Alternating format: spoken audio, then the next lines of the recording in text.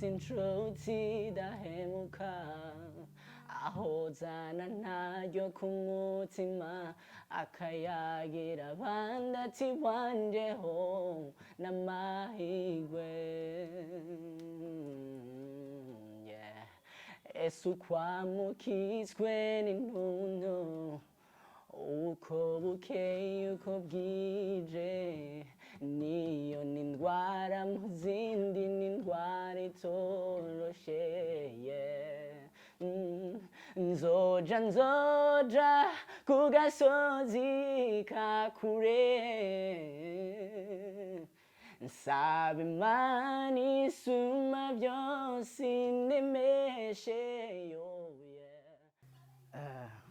Mahoro cyane, nitwa ARAKAZA Don Divin, nkaba ndi umwana mukuru mu muryango w'abana 4, nkaba mfise imyaka 23, natanguye kuririmba.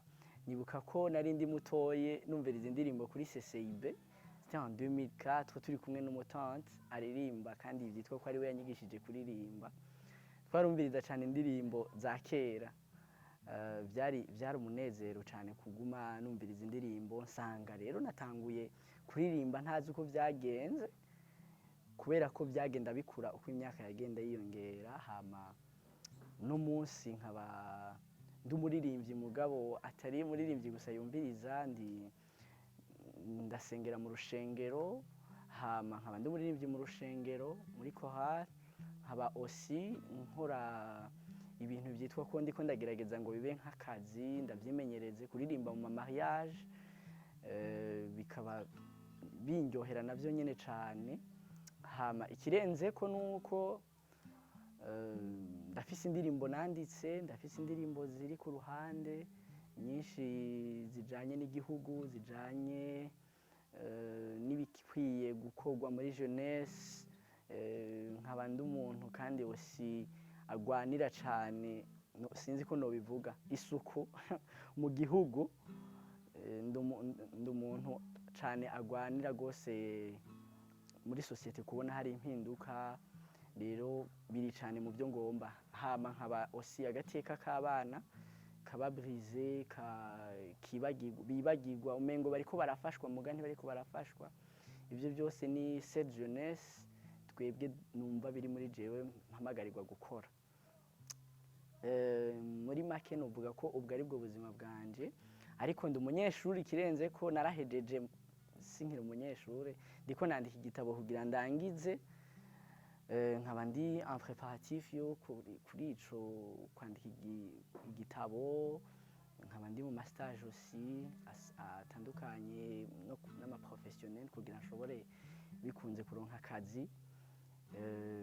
Alors kuri byerekeye isanamu media, nabibonye canumva pourquoi pas ntushobora gutenter les chances, kubera iki nobibona gutyo gusa bikandengana. Sino ndi umuntu ari atinya ibintu biri competitif, ariko ndavuga nti reka trying nibone quand même, ngira ndabe aho ngejeje, ndabe ko noba ndi mu bandi aho nshobora ibyo iki. Alors ndibuka umunsi wo gupasa passation, nari nagize ubwoba ku mpande zitandukanye, abavyeyi, urushengero, avec muri societe yacu. Umengo ntibabitahura ibintu by'amakompetition, umengo ni ibintu ugiye mu gipagani. Mugabo kino change pata ni ibintu bidahindura personalite yiwawe, bidaca bituma uca uhinduka kubera wagiye muri competition. Ariho uwo munsi numva alors naguma numva nti reka nsibe. Bica bifatana ko nari ngwaye, navuga nti ndasibye vraiment. Alors hacaba umugenzi ambwira ati ingo usabe ngira barakwemerera, kuko nari imeze nk'ugwaye cyane. Imana ishinye cyane, nararose akaryo ko gupasa nubwo ntari meze neza. Parmi les 20, hama numva yari umunezero, ndabandanya demi finale. Nari mfise ubwoba bwinshi, ariko naho nyene Imana yarafashije, narafashije muri les 10 finalistes. Akaba ari umunezero cyane, nkaba nizeye kandi ko Imana ishobora kumfasha gose nkaba n'uwa mbere. Birashoboka. Nibaza ko byose ni ugushiramo inkomezi, kutabifata minenegwe, umengo birasanzwe, reka mpe gukora.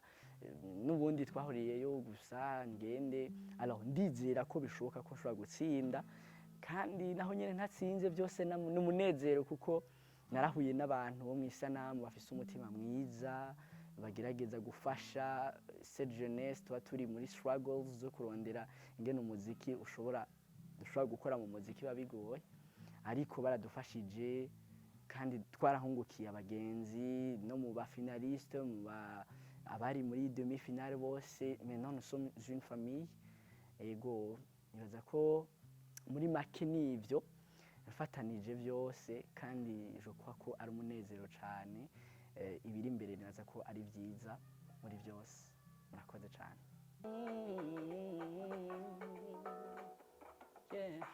mukuza ruritonda mukugenda rukiruka rukora ibyo rugomba eka ntawo rutegeka ruraduga rukamanuka uko rubyumva ruragenda rukagaruka ntawo ruhunga ruragwira iyo rusangiwe